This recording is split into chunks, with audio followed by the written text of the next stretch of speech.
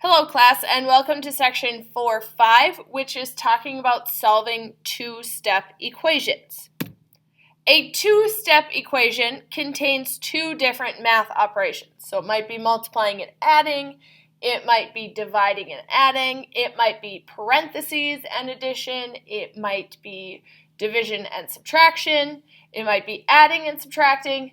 Any two combinations of operations are going to be two-step equations.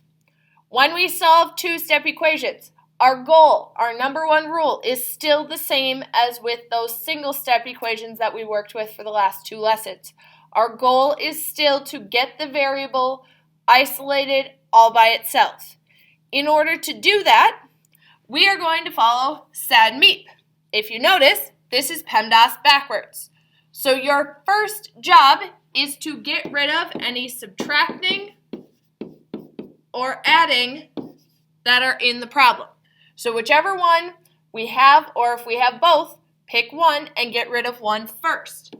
After we have all of the adding and subtracting gone, then we're going to deal with division or multiplication.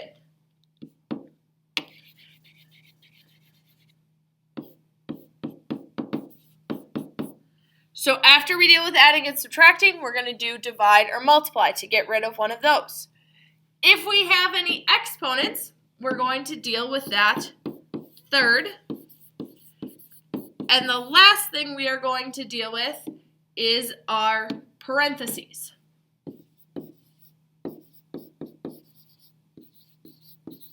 So, quick clarification. If, for example, we had something that looked like this, 2x minus 3 is equal to 12. Notice the subtracting is inside of the parentheses, so we can't actually deal with that first. So if you have parentheses, you're going to have to deal with anything inside of the parentheses last, or you're going to have to distribute to get rid of those parentheses. You have both options.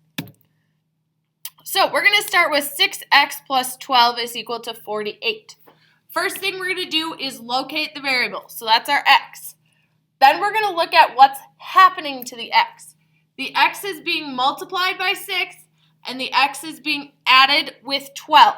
So we have multiply by 6, add with 12. In order to follow SAD-MEEP, we're going to get rid of this adding part first. So in order to get rid of addition, we use subtraction. So we subtract 12 from both sides of that equation. So the 12 is gone, we still have 6x, and that is going to equal 36. Now we have to get rid of that multiplying piece. In order to get rid of multiplying, we divide, so we've got that on both sides of the equal sign, and we end up with x is equal to 6. Just like with the equations in the last two lessons, we can always plug it back in to check. So we would plug in 6, and we'd replace x with 6, so 6 times 6 is equal to 36. And then we would add on 12, and that gives us 48. So it checks out. Our answer of x is equal to 6 is correct. Go ahead and try this one on your own. Adding 17 by both sides gets rid of the subtracting 17, and that gives us 9x is equal to 3. Then we have to divide by 9 to get the x completely by itself, and we end up with 1/3, or if you said 0.3 repeating, that is also okay. Again, you can check your answer. 9 times 1/3, which is going to give you 3, and then minus 17, which gives us negative 14, so our answer checks out. This one, we want to pay extra careful attention to the variable, what is in front of the variable. So we've got 54 minus b is equal to 44.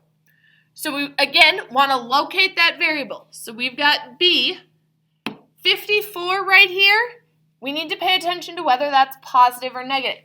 So even though b is being subtracted, 54 is a positive value. So technically, we're adding it. Another way you could write this equation is negative b plus 54 is equal to 44.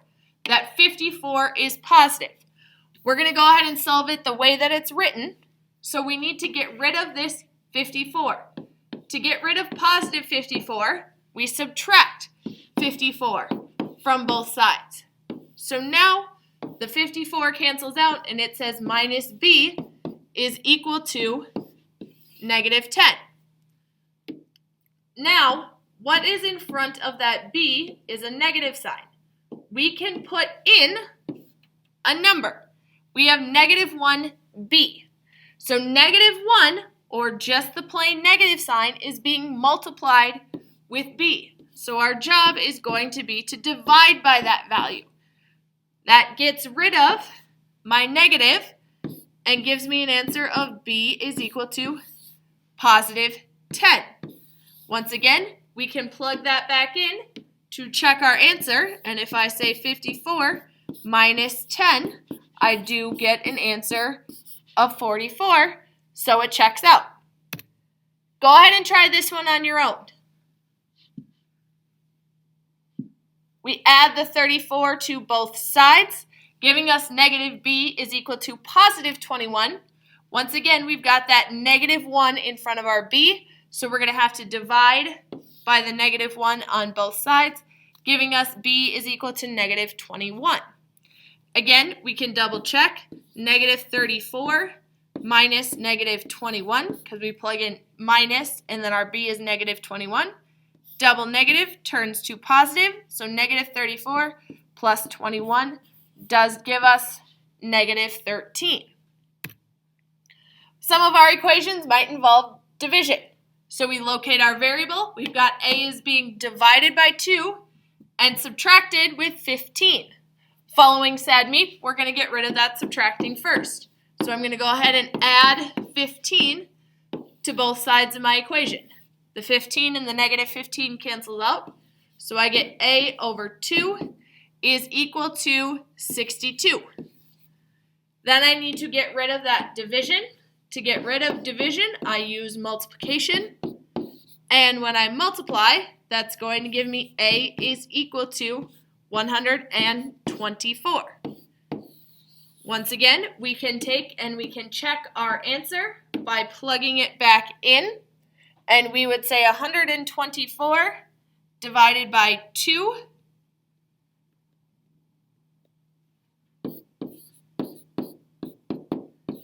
which is going to give me 62. And then I'm going to go ahead and subtract 15, which checks out to 47. Go ahead and try this one on your own. When we subtract 21 from both sides, that gets rid of the positive 21, which gives us a divided by 4 is equal to negative 28.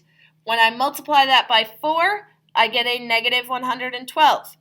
We can go ahead and check our answer by saying negative 112 divided by 4, which is going to give me negative 28. And then when I add 21 to that, that is going to give me a negative 7. So my answer checks out.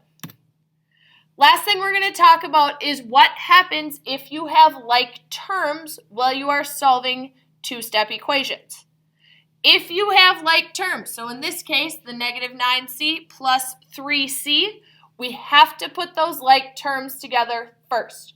You cannot solve an equation until you see the variable listed once.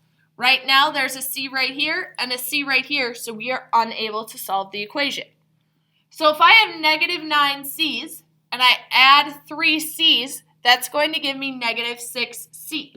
So my equation is actually 4 minus 6c is equal to 58. Now I need to look at my variable. I have c multiplied with a negative 6, and then I have that positive 4, so adding 4. So the first thing I'm going to do is get rid of that 4 by subtracting it from both sides. So I've got the 4 and the negative 4 cancel out, so I've got negative 6c is equal to 54. And then I'm going to go ahead and divide both sides by a negative 6 to cancel out the multiplication, and I end up with c is equal to negative 9. Once again, I can go ahead and check my work by saying 4 minus 9 times negative 9, which is going to give me 4 minus negative 81. Minus negative 81 gives me a positive 85. And then I'm going to add 3 times negative 9, which is going to give me 85 minus 27, which gives me a final answer of 58. So once again, it does check out. Go ahead and try this one on your own. First thing we need to do is combine our y's. We have 8y minus 9y, which is going to give us negative 1y. Then we're going to keep solving to get rid of adding 6. We're going to subtract 6 from both sides to cancel that out. So we have negative 10 is equal to negative 1y. Dividing by negative 1 to get that to go away, we have y is equal to 10. If I plug it back into check, I have 8 times y, which is 80, minus 9 times y, which is 90, plus 6. If I have 80 minus 90, that gives me negative 10, plus 6, which gives me negative 4. So my answer checks out. If you have questions about this or anything else from the lesson, please let me know when you get to class.